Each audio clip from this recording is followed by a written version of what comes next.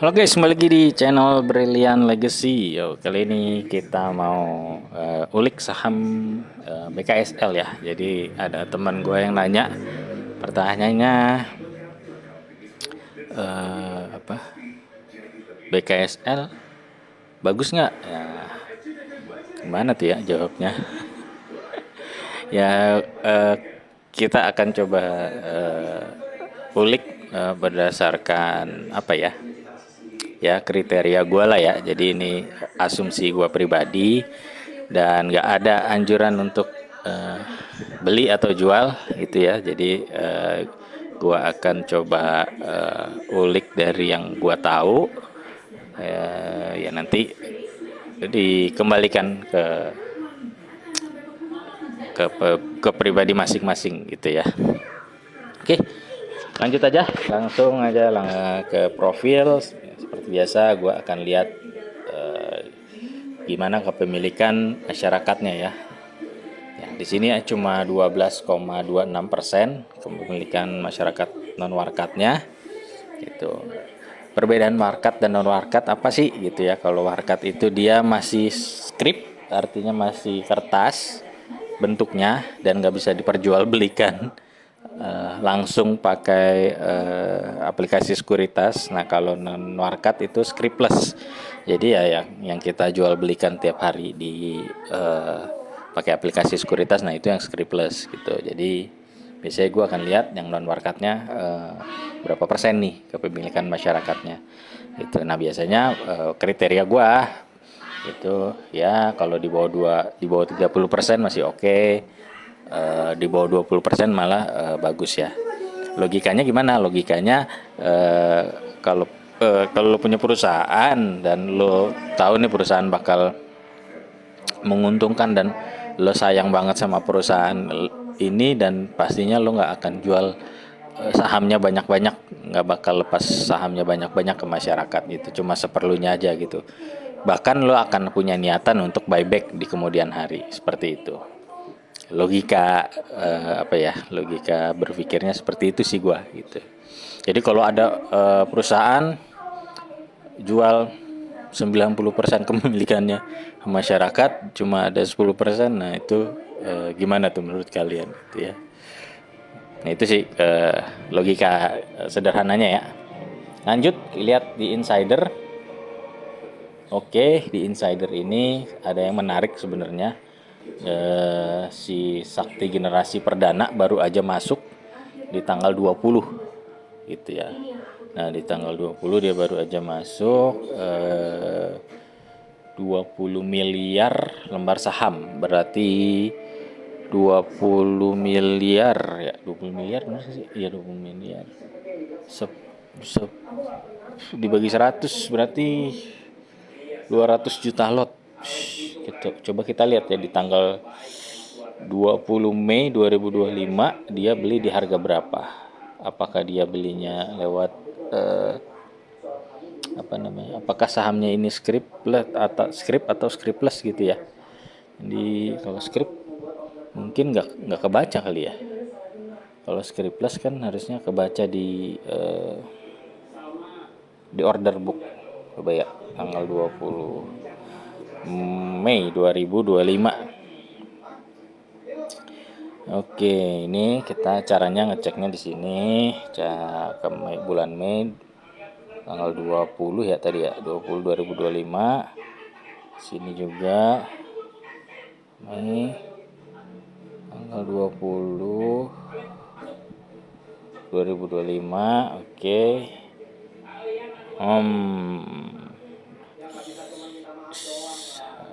Di sini totalnya oke, kita kalau net itu kan ini ya bersihnya nih kita kotornya aja ya kita cari. Di sini nggak ada ya yang sampai 200 juta lot gitu.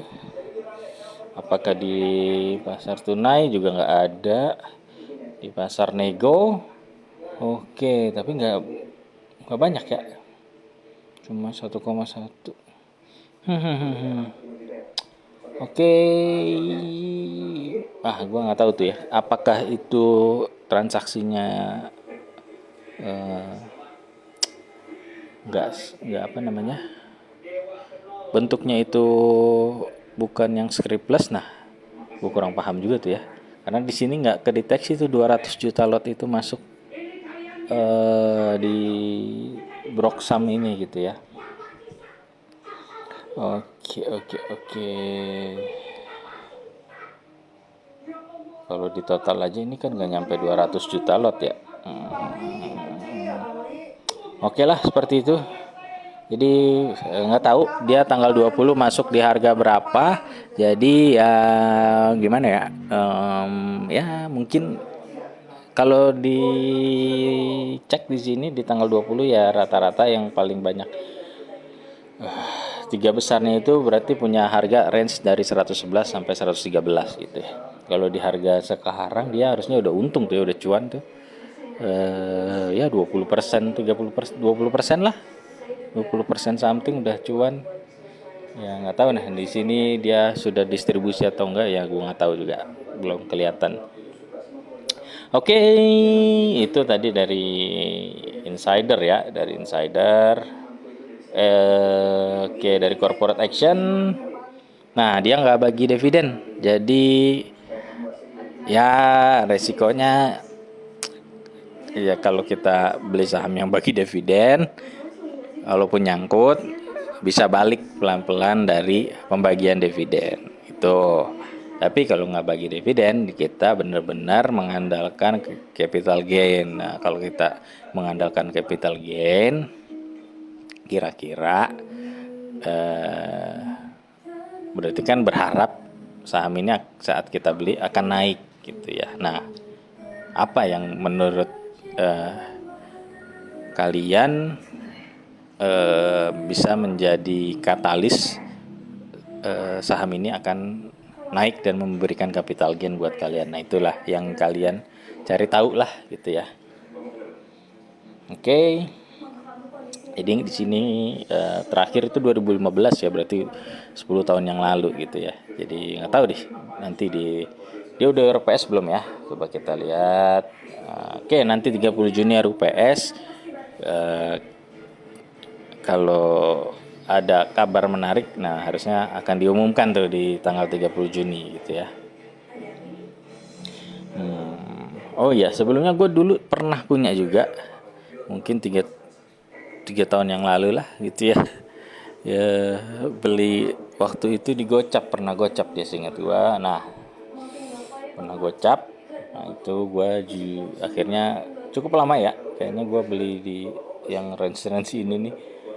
Gitu. Nah, itu udah ada cendolan dikit tuh kecil. Nah, itu kayak gue keluar di situ tuh. Di 56 lah gitu, lupa gue. Seperti itu. Jadi cukup lama tuh ya, berapa bulan gitu ya, di 50. Nah, baru tuh akhirnya keluar di situ. Seperti itu.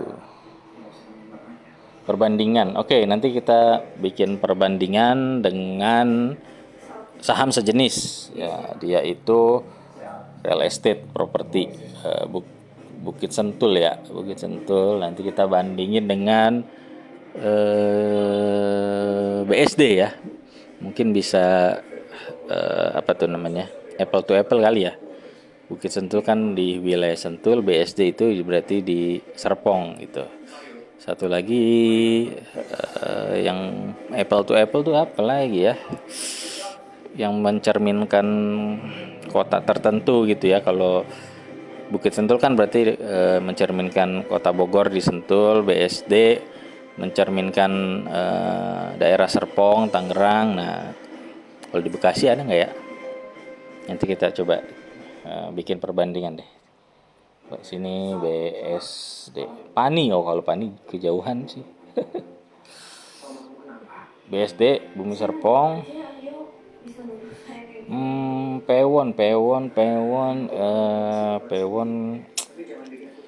kayaknya kurang apple to apple ya. Itu kalau Pewon dia lebih banyak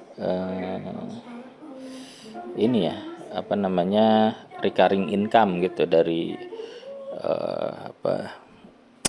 dari hotel dan mall yang dia punya gitu. Mungkin Ciputra ya, Ciputra mungkin ya. Coba deh sama Ciputra. Mungkin bisa apple to apple, oke. Nanti kita baca perbandingannya, kita masuk ke mana? Ke key statistik dulu yang dia punya. Ya, dari sini kita cek 5 tahun terakhir labanya gimana.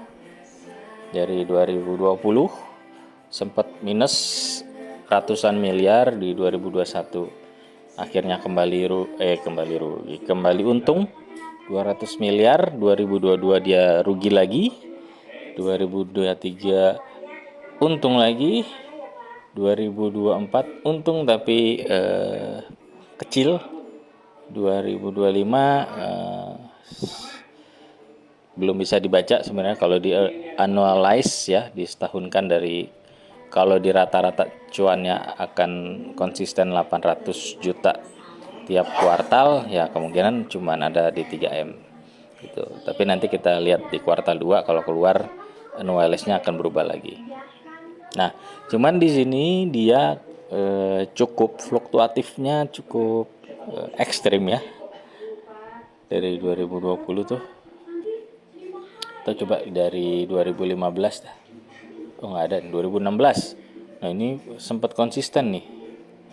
Sampai 2018 cuannya ratusan miliar, 2019 turun, 2020 lebih parah lagi mungkin karena Covid. 2021 berhasil membalikan keadaan, 2022 turun lagi, 2023 kembali lagi gitu ya. Dan turun naiknya tuh cukup lumayan ya gitu, dari cuan ratusan miliar bisa rugi ratusan miliar tahun depannya gitu. Jadi ya seperti itu gitu. Jadi kalau lo mau masuk, lo harus bisa memprediksi 2025 ini minimal bisa lebih baik dari 2023 lah ya. Jadi bisa cuan 400 M kali gitu. Nah, kalau kita lihat ya grafiknya tuh menarik nih. 3 tahun terakhir itu cuannya bisa dibilang dia menurun, tapi harganya naik gitu. Oke, mungkin apakah dia bisa membagi dividen lagi, nanti kita lihat deh. Oke, dari PI kegedean banget ya. 6.000 sampai 6.000 atau yang TTM-nya itu sampai 167. Dari PBV masih oke lah gitu ya, di 1,47.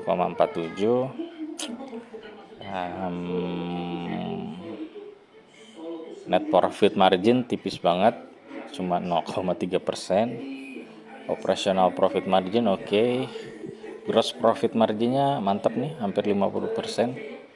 Itu berarti cuman setelah dipotong operasional jadi cuma 18%, dan setelah dipotong beban usaha lain-lainnya jadi tinggal 0,3% net profit marginnya. Oke, jadi dari sisi menghasilkan keuntungan oke, tinggal gimana dia bisa efisiensi lebih baik lagi ya, biar bisa menekan tuh biaya operasional dan beban usahanya gitu ya.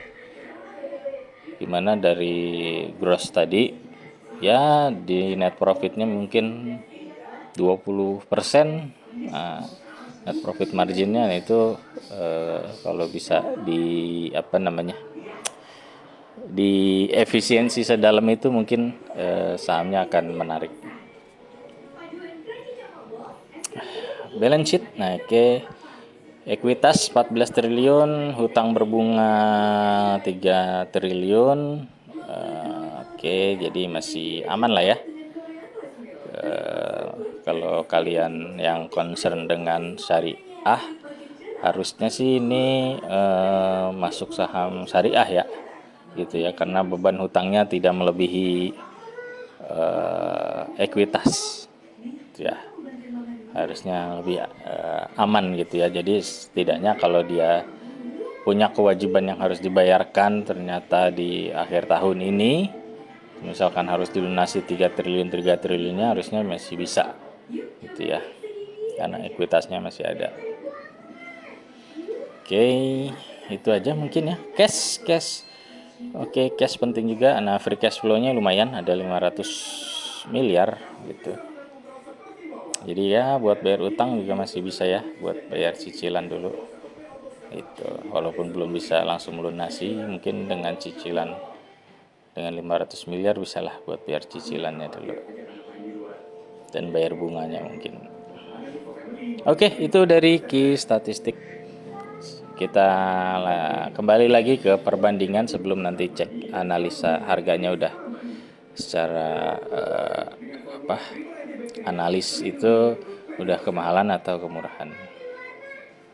Oke, kita bandingkan dengan BSDE Bumi Serpong dan CTRA ini Ciputra Land ya kalau nggak salah. Market capnya itu BKSL udah lebih besar ya dibandingkan dua lainnya. Dari PI itu jauh-jauh sangat mahal, dan kalau dari di sini yang CTRA lebih kecil, jadi secara PI CTRA lebih menarik gitu. Baik PI, oke, kalau dari PI annualized CTRA lebih menarik, tapi kalau dari PI rasio yang TTM itu dia BSDE lebih menarik. Lanjut ke PBV. Nah, dari PBV juga ternyata BSDE dan CTRA itu masih lebih murah gitu ya. Kalau kalian mau lihat saham itu murah atau enggak, jangan lihat dari nominal harganya ya. Gitu. Bisa dicek dari current price to book value ya, berapa. Kalau di bawah 1 ya berarti dia itu dihargai di bawah harga aslinya gitu ya. Jadi ini menarik, justru menarik BSDE sama CTRA ya. BSDE sih lebih menarik tuh, dari 0,45. Oke, kita lanjut lagi. Price cash flow, oke, EBITDA, oke, CSO. Oke, di sini juga lembaran sahamnya. Kalau kita lihat BKSL itu lebih banyak ya, lembaran sahamnya itu bisa 167 miliar lembar saham gitu ya. Sementara yang lainnya itu cuma ya puluhan miliar lembar saham lah gitu. Per share. Oke, ini EPS per share. Oke. Nah, ini ya harga aslinya BKSL itu di 85,88. Nah, kalau BSDI itu harga aslinya ada di 1964. Kalau CTRA itu ada di 1215. Nah, nanti cek tuh BSDI sekarang harganya berapa, CTRA itu harganya berapa sekarang. Lalu dibandingkan dengan harga aslinya gitu. Masih lebih mahal harga aslinya atau harga sekarang gitu. Oke, free cash flow. Free cash flow BSDE masih negatif ternyata. Oke, free cash flow-nya ya lebih menarik si CTRA ya. Free cash flow-nya tuh sampai 15 kali. Selanjutnya adalah solvency. Oke, debt equity ratio. Oke, ini penting juga buat yang mencari saham yang syariah, berarti ini harusnya aman ya. Debt equity ratio itu kalau dia di bawah 1 artinya ekuitasnya masih lebih besar dibanding hutangnya lah gitu gampangnya. Oke, selanjutnya profitability. Ya, di sini tadi ya ROE-nya. Nah, itu BKSL itu nggak sampai 1% ROE-nya. Lalu kalau di sini kita pakai yang TTM ya, ROE-nya itu di BSDE cuma 7,8%. Nah, di CTRA itu sampai 10,23%. Lalu dari gross profit margin, oke, masih oke sebenarnya tiga-tiganya gitu ya. Bisa hampir di atas 40% semua gitu ya. BKSL itu hampir 50%, BSDE itu lebih, malah tembus 62%.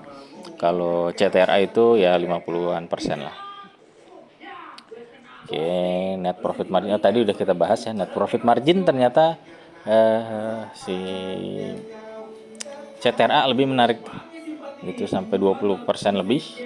BSDE cuma 11%-an. Nah, kalau BKSL itu malah nggak nyampe 1% gitu. Lanjut dividen. Nah, ternyata dari dividen yang menarik adalah CTRA ya. Gitu. Jadi dia nggak BSDE dan BKSL di sini kosong. Jadi BKSL itu terakhir 2015, BSDE itu terakhir 2017. Nah, kalau si CTRA dia 2024. Nah, CTRA berarti ada potensi nih. Kalian bisa cek apakah dia bakal bagi dividen lagi nggak tahun 2025, dan kalau bakal bagi dividen berapa, dikira-kira nanti gue bikinin dah video khusus ya, kita bahas CTRA gitu. Selanjutnya ini dia net income yang dihasilkan, dan di sini net income-nya yang dihasilkan oleh BKSL itu hanya 1 miliar, dari BSDE itu 300 miliar, CTRA itu 600 miliar. Oke, lagi-lagi CTRA di sini paling banyak ya. Lanjut cash yang dipunya. Nah, cash di sini BKSL cuma punya 200 miliar. Nah, si BSDE punya 7,9 triliun. Kalau CTRA bisa sampai 9,7 triliun. Oke, nah pantas tadi dia bisa bagi dividen ya, karena cashnya juga gede nih. Nah, mungkin BSDE punya apa? Punya banyak proyek mungkin yang harus dibiayai dulu. Jadi saldonya ditahan dulu untuk membiayai proyek-proyek itu mungkin ya. Jadi kalau kalian mau masuk BSDE, dibedah lagi laporan keuangannya, apakah dia punya proyek-proyek yang masih dibiayai sehingga dia harus menahan labanya tidak dibagikan untuk dividen gitu. Nah, kalau CTRA menarik, dia tadi terakhir tahun 2024 bagi. Nah, semoga 2025 bagi lagi, semoga gitu.